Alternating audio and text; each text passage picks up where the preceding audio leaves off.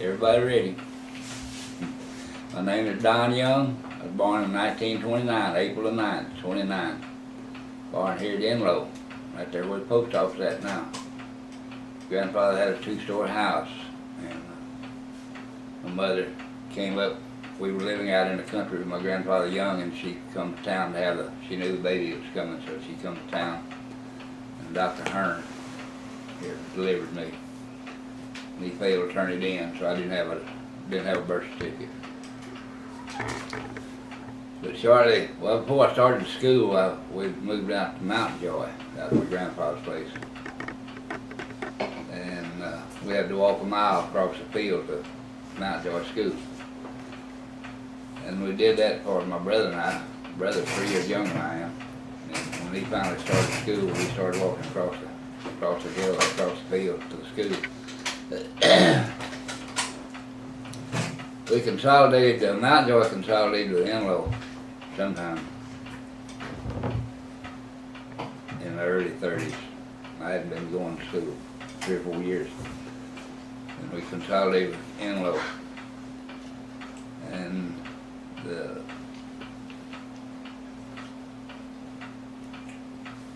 information I was receiving in Enloe wasn't up to par what I'd had at Mount Joy. And I failed that first year. We came in, say, in the middle of the year, and I failed. So next year, well, that summer when school turned out, instead of getting time off, my dad had the Homer Byers' wife teach me math and spelling the whole summer. I didn't get to kick and jump and holler and run and swim and all this. So I started back to school in Enloe that next year. My grades had improved, and they advanced me back to where I was supposed to be. I thought things were coming along pretty good. And during the war, after the war broke out, my father was in Houston working in shipyards. And at Christmas this one year, my mother decided to move to Houston, Christmas time, vacation. So I was in the 6th grade here in Enloe, and they decided to raise it to 11th grade. I went to 10th grade or 11th grade school, and they advanced it to 12 grades. Well, they upped all of us in our grades. I was supposed to be in the 6th grade, and they put me in the 7th. So when I got to Houston, they put me, of course, I was 7th grade. I had no idea what the 7th grade was about. I didn't have any algebra or anything. It was math 7, algebra. So the end of that year, then I failed in Houston. For the middle of next year, Mother decided to move back, and they moved it back in the lower grade, and the rest of the kids that I started out with here in Enloe. So World War II was going on real strong, and my Uncle Lane was in the Navy. He was in the medical corps in the Marines, and I got in on all of his correspondence that he was able to write home, and I was so excited about it, and I wanted to go in and do my part in World War II.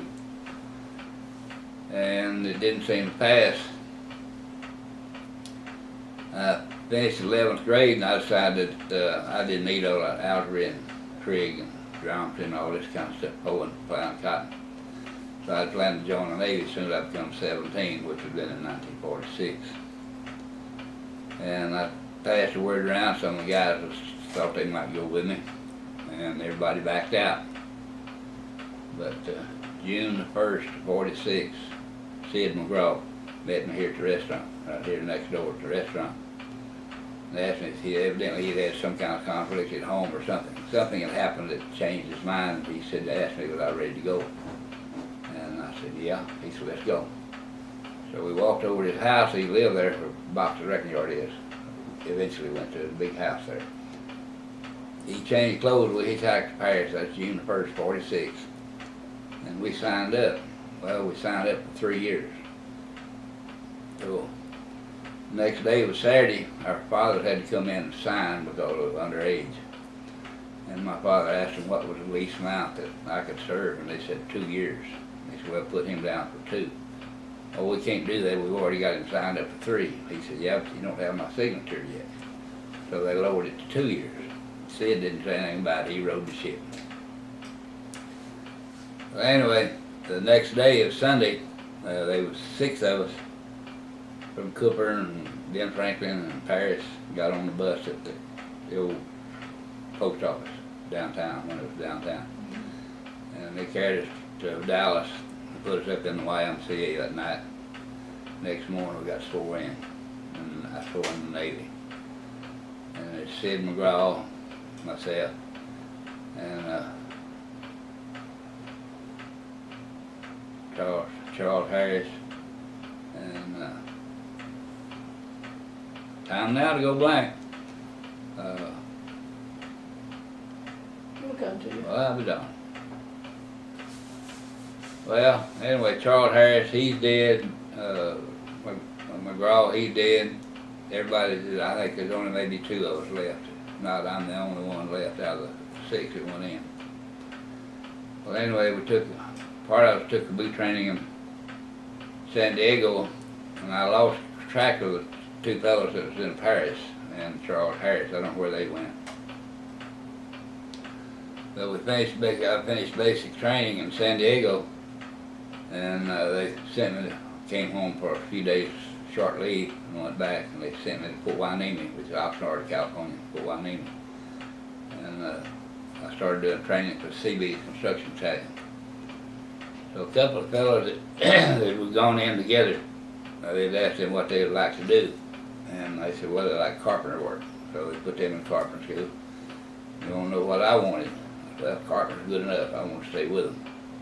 They said, well, what would be your second choice? I said, well, I love guns. I always have. So they put me in the demolition class, gunner's mate. I never did have a gun while I was in there. Had lots of explosives, but no guns. And they trained me, it's turned out to be as practically SEAL commandos. That's what they're doing. That's the kind of work they're doing now that we were trained to do. Anyway, I had 8 weeks of advanced training. And we were always pulling tricks on each other. We had to take out booby traps, install booby traps, and we had to go and search a building for booby traps and disarm them and all this kind of. And we were always playing tricks on each other, trapping them with firecrackers. And when it go off, well, I don't tell how many times we killed each other by making mistakes. And it's something that they were trying to teach us, that we weren't to make any mistakes. I'm one. I guess I didn't make that many. I'm still here. Well, after that, 8 weeks in Fort Hueneme, they sent me to Seattle, Washington. And I had stateside clothes on, and I was hoping I would be going to China or Japan. And it didn't come to pass. They sent me to Attu, Alaska. I started out, they got on this small boat, small ship, and we lost it after we hit the Pacific Ocean. Had a big storm and wrecked the boat. But we managed to get to Kodiak, Alaska. Stayed there a few days, and the ship came in, and carried us to Attu. We stopped at Dutch Harbor, Shemya, Dutch Harbor, and then Attu. And I got out and kissed the ground. I was kind of upset with that boat and that storm. So I was proud to be on the ground. And we hadn't been there but a few days. Of course, we were latecomers, and 24-man Quonset, we happened to be on the upper bunks. There was no lower bunks available. And a couple of us off the ship with them in that same barracks. And this fella, he didn't realize he needed to take a bath every now and then. That close quarters, he smelled bad. And he left his shoes or his socks on. He would lay in that upper bunk and stick his feet over the end so he wouldn't get his shoes on the mattress. And you had to walk down between the bunks, and it was you had to hunker down to get past it. Well, some of the fellows decided that wasn't good enough, and they carried him, had him get all his clothes out of his locker, carried him up to shower. We had a bar of soap about the size of a brick, marked down, scratched down the middle of it, and they broke it half in two and told him to bathe himself with one half of it and wear that bar of soap out. Take this other bar and wash his clothes. And he was real clean after that. They came back and they said, well, Young said, Tex said, you came in loose, you better go to the locker, we want to see what you're doing. And in my locker I had a pair of underwear and a pair of socks. And all my clothes had been washed, and the way we ironed them was roll them up real tight, fold them certainly, and roll them up with string around like shoestring. And all my clothes were done up like that. And they apologized, they said they had to check it, had to see for sure. Well, that went along pretty good. And I was sent over there to blast some rock.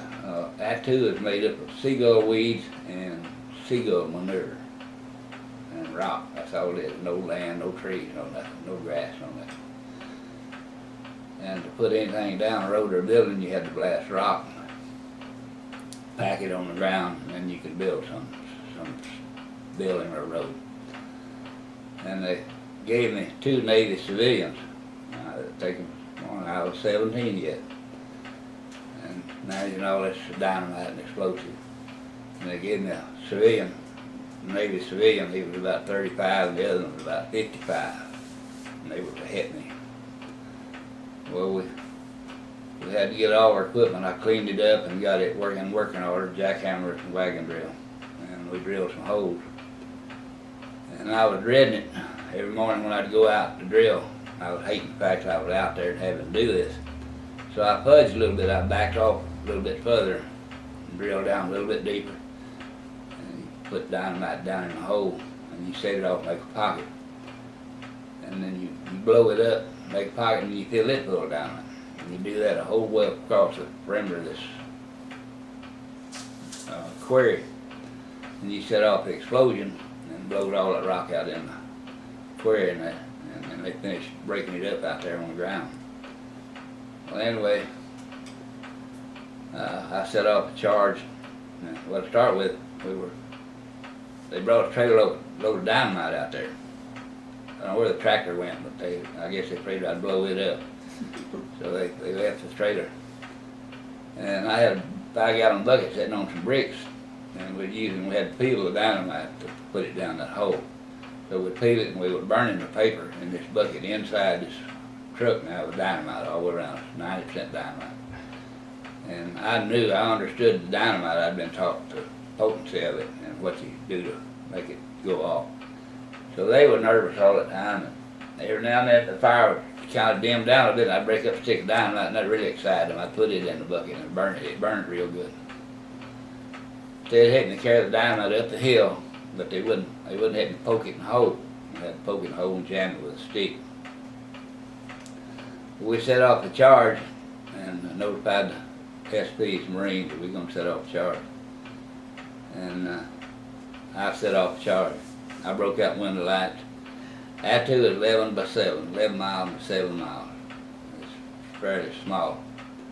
And I was almost in the middle of it. And I broke out window lights, shook pictures off the walls. I didn't realize how much dynamite I was putting in there. It was there, and I used it. And I didn't want to have to use it anymore, and I didn't have to. That was one time, that's all they wanted. But there'd been a Russian sub sighted. That's when we were in a little conflict with Russia. There was a Russian sub been sighted out in the bay out there for about 2 weeks before I set off the charge. Everybody thought the Russians might have invaded, but that wasn't the cause. Anyhow, I looked up and here come the captain of the island, his flag on this Plymouth. And had 2 Jeeps behind him with SPs in it, and he came up and he had introduced myself. I was familiar with him, I was acquainted with him. And he asked me, he said, Young, said, what in the heck have you done? I said, well, you asked for rock and I've given you rock. They may still be using that rock right now, so I put a bunch out there. And I said, I'd like to request a transfer. He said, granted, word. There wasn't no question about it, no doubt about it. He was ready for me to quit blowing up things. And I had some telephone line crew fellas in the barracks with me. And I told them, well, I'd like to go to telephone line crew. I'd heard some discussion about what their activities were, what they did. So I joined the telephone crew. Hadn't been in there awfully long until we had a bad storm. Nearly tore the island down. I've got pictures of some of the warehouses It's all that's left is just the skin that blowed everything down. And it moved our Quonset hut, moved it off the blocks and set it over against the building. And I had to move. I don't remember how moving, but I ended up in another building for some reason. But one thing I noticed while we were in there, we had a Christmas dinner. I got there before Christmas, and I left for the next Christmas, but during Christmas they called me out the back, and the turkey that we were supposed to be eating had been processed in 1929. I was 17 years old, so I knew that it had been processed 17 years, and it was dehydrated. It looked more like seagull than it did turkey. It's kind of drawed up, dehydrated. But we ate that after we got out. We were snowed in a while. But after the storm, we had the power was down, telephones down, and we got our emergency phone system back up in order. And we started working. They put us in the hot wire, working on the high line of power, electricity. And the poles were about 40, 45 foot tall. They were the largest poles I ever seen. I haven't seen any of that tall since. So we were having to climb those poles to put up power lines because we was used to it by working telephones. And we worked to that to get the power lines back up and got enough telephones. And I had been surveying the island. I'd been in my spare time. I was going around looking the island over. And I had bought a .38 Navy Special pistol from some fellow, one of the fellows in there, which was illegal. I wasn't supposed to have any of it. And I cleaned it up. It's still in cotton, still packed in that grease. And I cleaned it up. And then my travels on an old bunk on the barracks, I found on the island, I found a little .22 ammunition belt. And I cut the flap off my holster. I tied the thing to my leg with a shoestring, and I was Texas. I was playing the part. Got where I could shoot it pretty good. Run several hundred rounds of ammunition to it. I shoot it pretty good. In my travels, I had the keys to all ammo dumps. I was still a gunner's mate, and I still had the keys to ammo dumps. And in inventory, one of them, I found a bunch of hand grenades in the back end of the building. Pineapple hand grenades. And I'd been catching a few fish. I'd throw a hand grenade or two in a small pond, a mountain stream, and the fish had brought up, but I'd put them in a pillowcase and bring them back and cook them for us. But anyway, I brought a hand grenade home, and I unscrewed it and poured the powder out. And the boys kind of rowdy in the barracks one day, and I pulled the pin, throwed it in the barracks, and they came out. They evacuated the barracks.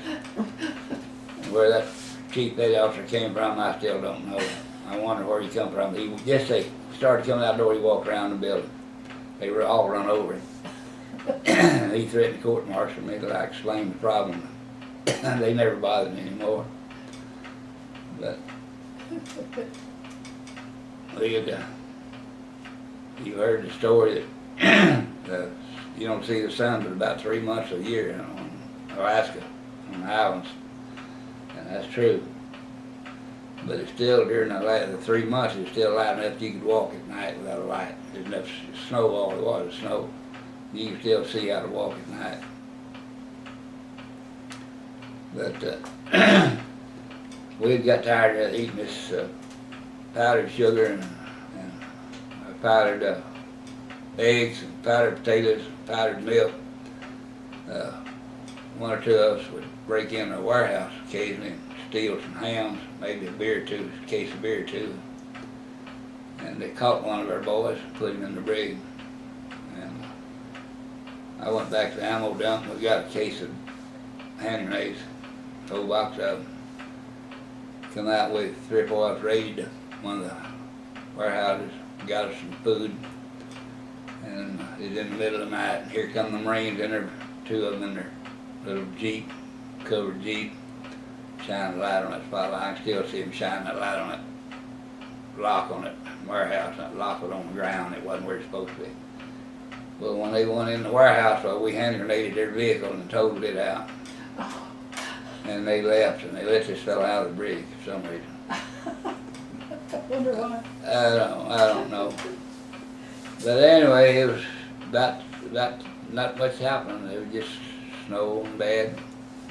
Get a snow an inch or two or 2 or 3 foot. It snowed 10 or 15 foot. It's just a lot of snow. I don't like snow today. I don't even hardly like to eat snow ice cream. But I ended up doing mess duty after that. They didn't want me blowing up no route no more. Working on telephone, I guess. They put me in mess duty. The big warehouse, big room that the mess hall that we had, you had to slide these big heavy tables, benches made out of 2x6s or 2x8s, and slide all of them one end, sweep them out, slide them back and then sweep them off out there and then spread them back out. And somehow or another I strained myself, had to go to the hospital, and they gave me a goof off chit so I didn't have to do that no more. So rather than me stand around and light duty, they put me in charge of mess, chief's mess. I had 36 chief petty officers, and they gave me a system. We had to bring food out, and they ate separate from the regular Navy, regular people. So we fed those chiefs, and one night we had a little problem in the barracks. We had a little poker game going in the middle of the night, and a little JP or a little guard coming out at night watching when he's turning off the lights. There's a big fella losing money in the game. We was playing poker. They begged this guy to come back by and leave the lights on for a while. So when he come back by, he turned the lights off, and this big fella rushed at him, knocked the stove off the bricks they were sitting on the foundation. Went back to the back room and shoved this fella down. This fella had his hand in his pocket. And when he come up, this big fella asked him what he was doing with his hand in his pocket. And when he come up, he had a knife. He was holding the blade, and he slapped him 168 stitches. Oh, God. And this fella looked down, and I didn't know a person's stomach had that much fat in it. But he cut him right to the lining of his stomach. He didn't cut through, but he just looked like he cut a ham off a hog. And he looked down and saw that he was cut, and he fell, and I caught him as he was falling. And some of the other fellas went after this little night watchman we had, and they did catch him. They shipped him out. They didn't keep him long after that.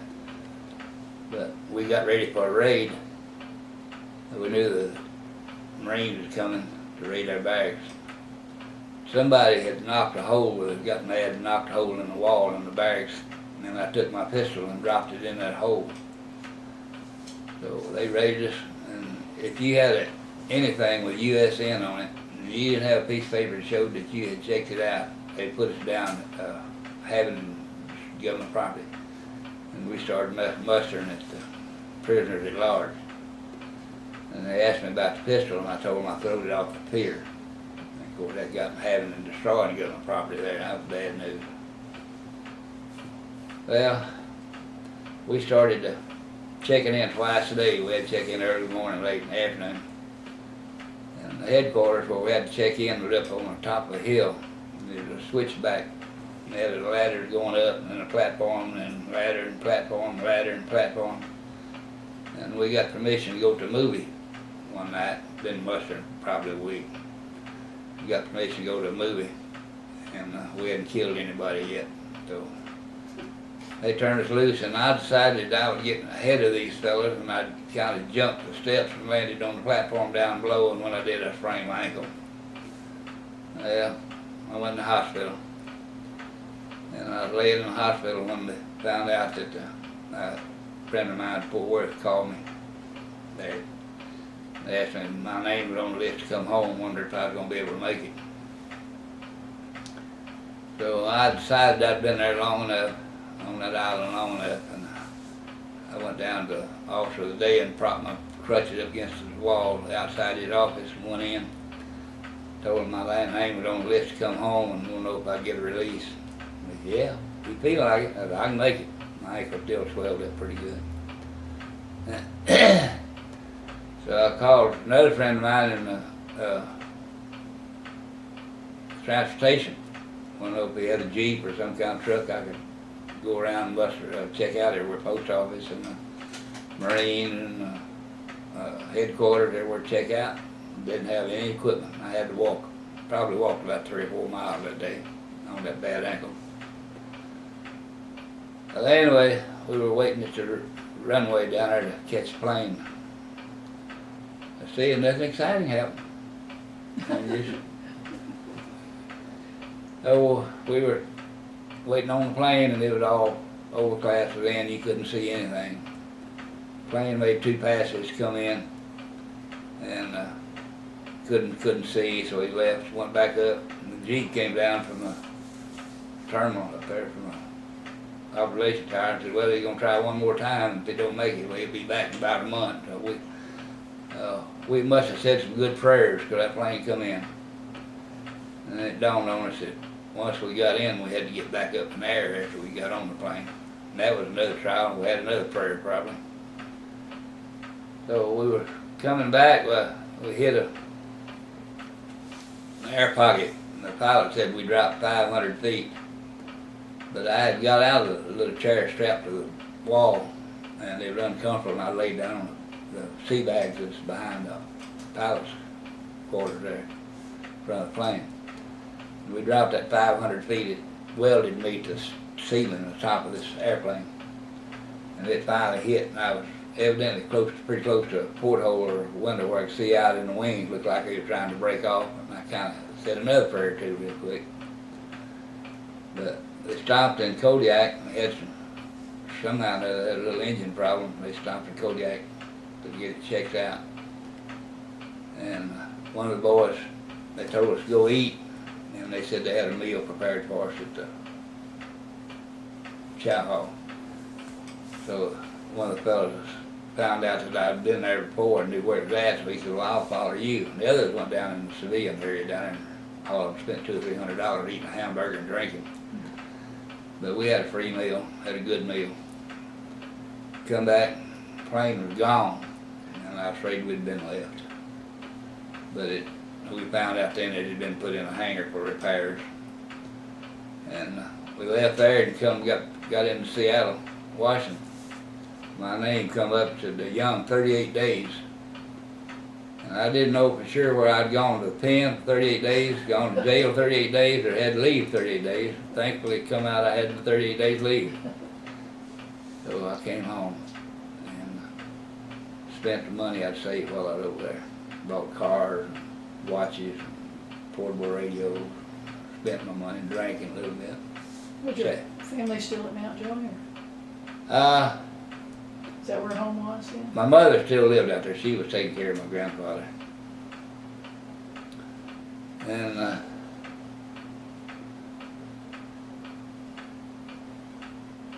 after I got back off leave, I got back to Seattle, they sent me to, I think it's Santa Monica. There was a big amusement park there, and we had to go down the pier there, go by all the concession stands to get on the boat to carry us out to the ship. They put me on the ship. And while I was making a trip through there, I had a fellow taking my portrait. He used a pencil, and he made a portrait of me. And I looked as young as 17 too. I was still about, I was 18 by then, I guess. But I spent some time on the ship. Before I got on the ship, a little ahead of myself, before I got on the ship, about the only exciting thing happened during my tour. We was sitting around, wasn't doing anything, and they asked us, did we want to go out and swim a little bit? So I agreed. They took a group of us out, there was 7 or 8 of us went out in a small landing craft. And they put a 5-man raft over the side. They dropped anchor a half-mile off a small island out there, some land. There's nothing on it. I figured it's go down in the island. And 3 men got in the raft, this 5-man raft, and the 2 of us started swimming toward the beach. And we swam in and rested a little bit and swam back out the ship.